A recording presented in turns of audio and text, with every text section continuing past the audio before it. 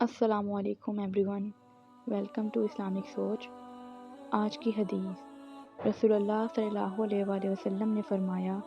مجھے اپنے ضعیفوں یعنی بوڑھوں